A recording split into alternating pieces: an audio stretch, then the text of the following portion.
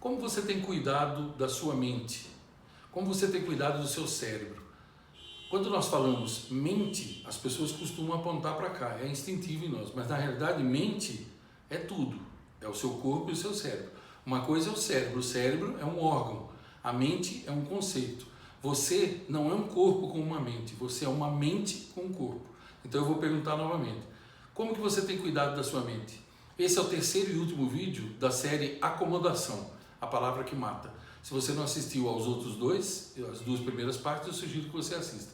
Eu quero falar com você hoje sobre a acomodação que a maioria das pessoas tem com relação ao preparo do cérebro, da mente. Veja bem, há uma lei universal que ela é a primeira das 21 leis universais. Ela é a mãe de todas. Eu trabalho em cima dessa base com os meus alunos, mentoreados, as empresas que eu mentoreio, já há 20 anos em cima dessa base. A lei da transformação, ela diz: palavras criam pensamentos, pensamentos criam sentimentos, sentimentos criam comportamentos e comportamentos criam resultados. Então, em cima disso, você percebe o seguinte: a importância que tem os seus pensamentos, a importância que tem a saúde do seu cérebro e como é mortal você deixar que a acomodação, nesse sentido, ela domine você. Nos dois vídeos anteriores eu falei da acomodação no casamento, que os casais têm, como isso está destruindo os casamentos. Falei da acomodação que os pais têm na criação dos filhos. Falei da acomodação na área da saúde, do comer, do beber, da atividade física. Falei da acomodação na carreira e falei da acomodação que alguns empresários, ou muitos deles, têm também. Agora veja bem, o mais importante de tudo é como você cuida do seu cérebro. Por quê? Porque dos seus pensamentos vêm todos os resultados da sua vida. Você é um ser emocional. Então tudo que está nos seus pensamentos regula os seus sentimentos. Tudo que você pensa gera uma emoção, um sentimento. Então, por exemplo, e esses pensamentos, eles vêm através do estímulo que vem de fora. Por isso que a lei da transformação diz: palavra, pensamento, sentimento, comportamento e resultado. O que é a palavra? É tudo que você vê, ouve, lê, fala, canta, repete, assiste. Então aquilo estimula a criação dos pensamentos. Cada pensamento seu, ele desperta um sentimento. É automático isso. Então não é a emoção que desperta o pensamento, é o pensamento que cria a emoção. Então, por exemplo, quando você está no lugar e você vê uma pessoa que você ama, então você pensa algo bom, ou você está num lugar que você ama e você pensa assim: puxa, como esse lugar é bonito, eu queria tanto vir aqui. Então você sente uma emoção de alegria, de gozo, de paz e tal.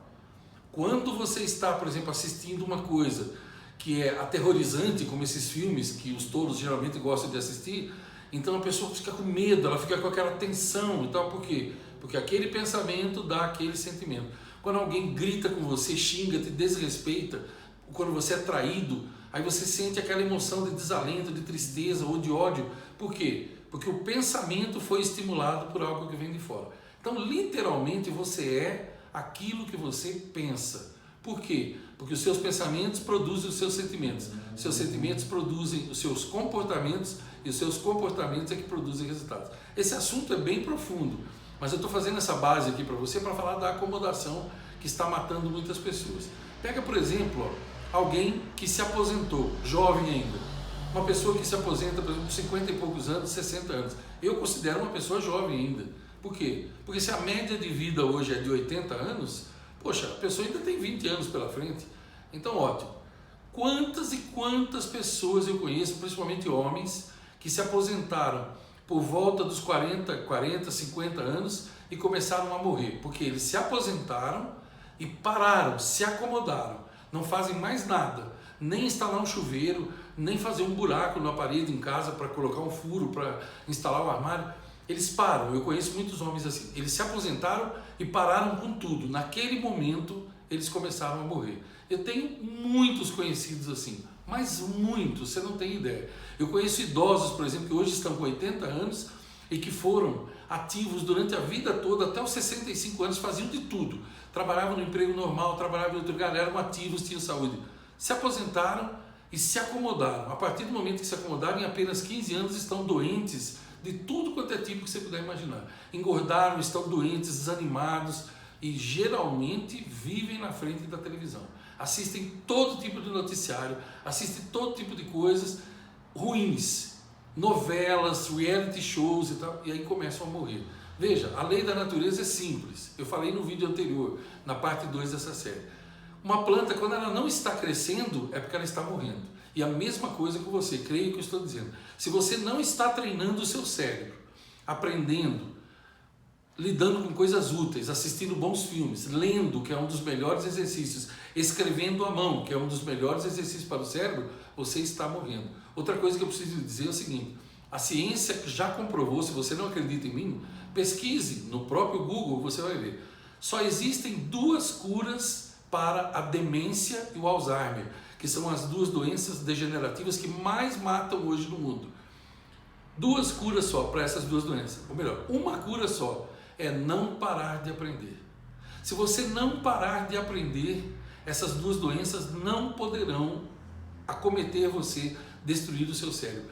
Então a acomodação, ela é a palavra que mata, realmente. Treine o seu cérebro, ocupe o seu cérebro. Já tem aqui no meu canal também, tem um vídeo onde eu falo 10 segredos para você envelhecer sem ficar velho. Procure aqui dentro do meu canal. Um dos segredos lá é justamente isso, que eu falei sobre um livro que 2 franceses escreveram sobre um vilarejo no Japão, um certo vilarejo. E eu falei, uma das 10 razões lá, porque o pessoal lá, todo mundo, muita gente tem mais de 100 anos, é porque eles, mesmo com mais de 100 anos, eles são ativos ainda. Eles laboram ainda, eles trabalham, fazem barcos, fazem redes, pescam, fazem atividades em conjunto no vilarejo onde moram, ajudam as outras pessoas. Claro, tudo adequado à idade deles. A gente sabe que com a idade o seu ritmo diminui, o seu metabolismo também baixa, mas o que eu quero dizer é que essas pessoas não param. Você parou, você começa a morrer. Tem jovens que são acomodados. Olha os adolescentes. Tem adolescentes que eles passam o dia dormindo quando não estão estudando. Ou estuda de manhã e dorme à tarde. Fica acordado de madrugada. Olha essas pessoas. Que futuro você acha que esses adolescentes vão ter? Qual o futuro que tem para um preguiçoso? Diga para mim. Você conhece pessoas preguiçosas? Qual o maior exemplo de acomodação do que um preguiçoso? Observe um preguiçoso. Você conhece algum preguiçoso que ele prosperou na vida honestamente? Eu não estou falando dos políticos, dessa raça maldita que tem nesse nosso país, esses ladrões, essa casta de gente que eu não gosto nem de falar a respeito para não mexer nas minhas emoções.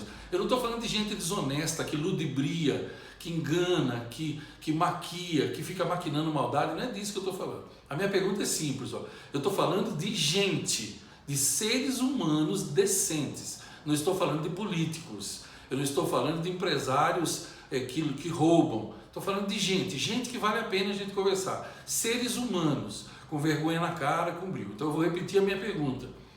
Quantos preguiçosos você conhece e que prosperaram na vida? Quantos preguiçosos que você conhece que estão felizes no casamento? Quantos acomodados que você conhece que construíram fortunas?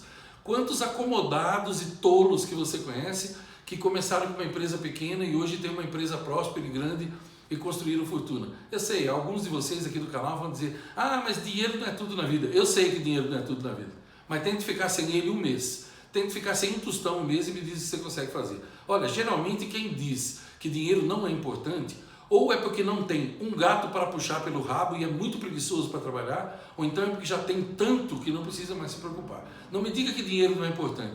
Dinheiro é tão importante quanto todas as outras coisas. É evidente que não adianta você só ter dinheiro e não ter saúde, ter dinheiro e não ter um casamento estruturado, e eu nunca disse que o dinheiro é tudo na vida.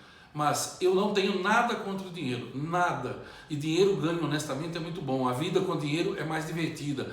A vida com dinheiro permite que você ajude as pessoas que você ama, que você ajude a alimentar pessoas e assim por diante. E não me venha com aquela conversa que alguns evangélicos têm, principalmente alguns evangélicos têm essa visão de falar que o dinheiro afasta você de Deus. Se o dinheiro afastasse você de Deus, então a história de Jó seria bem diferente.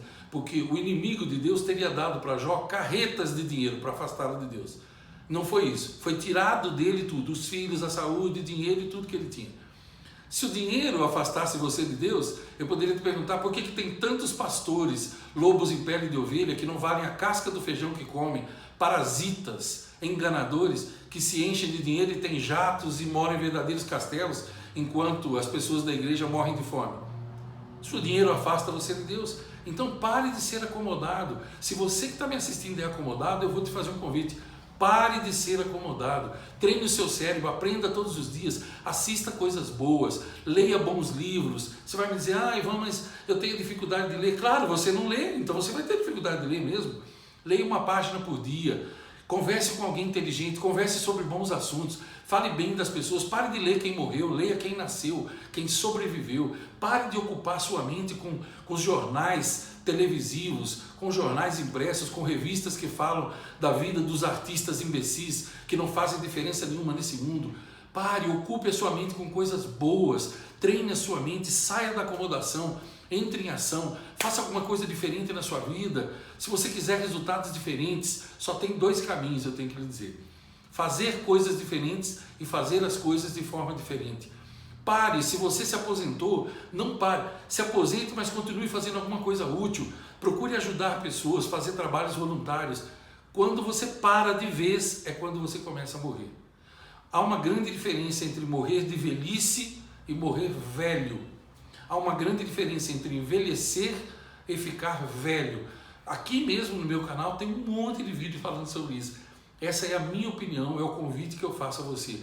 Não se acomode. Descubra em quais áreas da sua vida você está acomodado, e se você descobrir que você está acomodando a sua mente, você está mentalmente acomodado, saiba que você está morrendo um pouco por dia. E quando você chegar no fim da sua vida, você vai olhar para trás e vai ver com lástima quanto tempo você perdeu.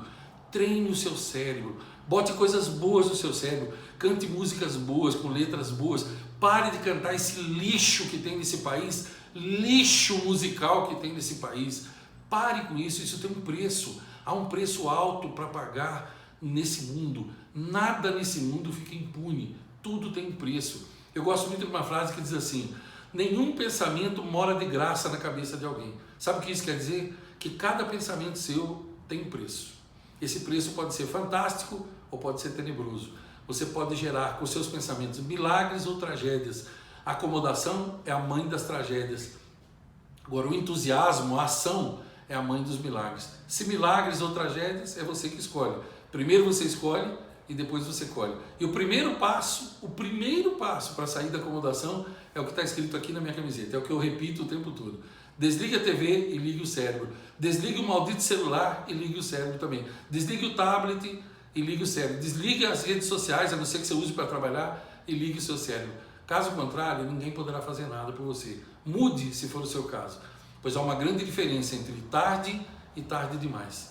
Eu desejo a você longos dias, belas noites, que você seja muito feliz e que você saia da acomodação e entre em ação. Te vejo no próximo vídeo.